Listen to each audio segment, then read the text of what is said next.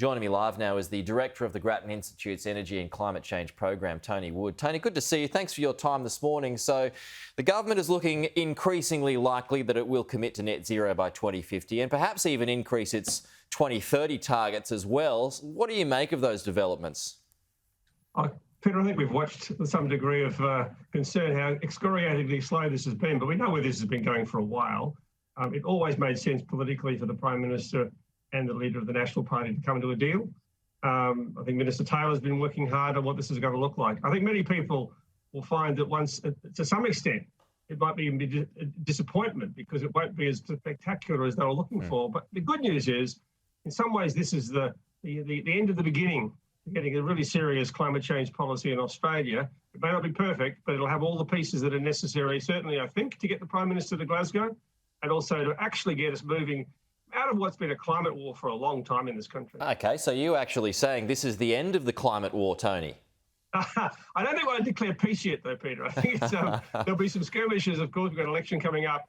But, you know, this particular barrier has been so strong for the coalition party for so long. I think it can only be positive if they can break through this. It won't be, as I said, it won't be perfect. But I do think it's the beginning of something new for this country. And if the Liberal coalition party could introduce something that at least starts to look like sensible climate policy, Labor will almost certainly have to support the basics, and then we're seeing a really different world, and that can only be a good thing for this country. OK, when it comes to specific targets, though, and we're talking mid-term and long-term here, what can realistically be achieved, Tony? Look, I think with the net zero by 2050, I mean, come back and talk to me in 2050. Yeah, but sure. I think the real issue now is how do we set sail for that? And we know almost certainly that we're going to beat the 2030 target that was set some little while ago now. In fact, when Tony Abbott was Prime Minister, we're looking to be on track to beat that, and I'm sure the numbers the government will announce will show that we've been doing better than that. It's a 26% target of emissions below 2005 levels by 2030. That will probably be closer to 30% below 2005 levels.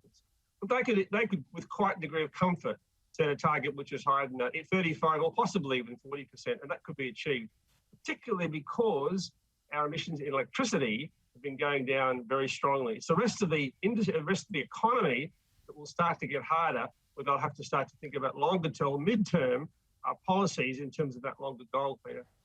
Well, OK, well, the Business Council wants 45 to 50% reduction by 2030. Can that be achieved, or is that just too ambitious? Well, if you look at the detail of the Business Council's report, they produced some numbers that they'd like, and there's some policies that they would see that would achieve that.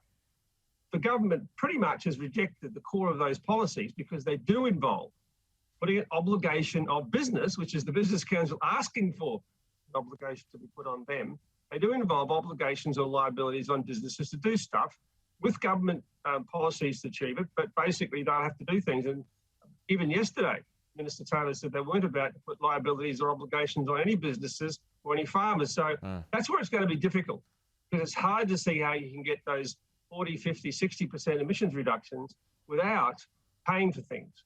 It's not going to be cost-free. And even though the government will talk about technology today or tomorrow, whenever they announce it, the technologies are fundamentally important, but they will still require policies to deploy them, and that will require people spending some money to be able to achieve those changes. That's a bigger challenge, I think. And that's part of the problem too, the Nationals' argument that those costs and its concerns are the economic damage to the agriculture industry, heavy industry, resources as well. Can you achieve the lower targets that you'd set out, other than BCA? Can you achieve those lower targets without damaging those industries? Well, there's a lot we can do now, which will start us moving. And of course, interestingly, those industries themselves are wanting to be part of the solution. In the agricultural industry, most of the industry associations, cattle and so forth, are saying, look, we can get net zero by 20, or even earlier, 2030 and 2040. We want to get moving on this. Industry is saying we can do these things too. We've got our own commitments to net zero. We just want the policy structure to help us do it. So I think all these things could come together if the government gets it right. Okay. They've got industry and farmers are actually all on side. Hey, Tony, what actually happens in Glasgow? What comes out of it? Well, I hope there's just not a lot of hot air, actually. Because, well, usually that's what happens. Even though it's in a COVID world, apparently it's going to be one of the biggest ever. Some tens of thousands of people will be there. So it's a bit of a circus. But there are two important issues here. To what extent is the global community, particularly with some of the positions taken by China and the United States, actually put in place a credible climate change commitment everyone signed up to. Because part of this is about, if we all do it, then we don't have anybody lagging behind that we have to carry along. That's why they were putting so much pressure on Australia. So that's one thing. The second thing, big issue, which is going to be a bit for nerds in a sense, how are we going to deal with this across borders? Because some of the viewers on this program may have heard about this thing called CBAMs, or carbon border adjustment mechanisms. That's going to be a big deal. How would they work? How would countries that think they've got a higher aspiration in terms of climate policy deal with countries that don't?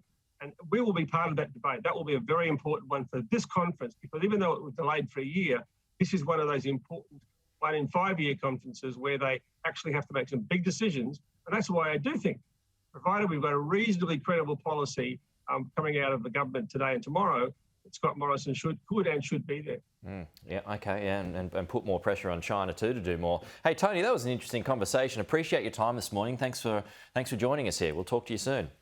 You're welcome. Thanks, Peter.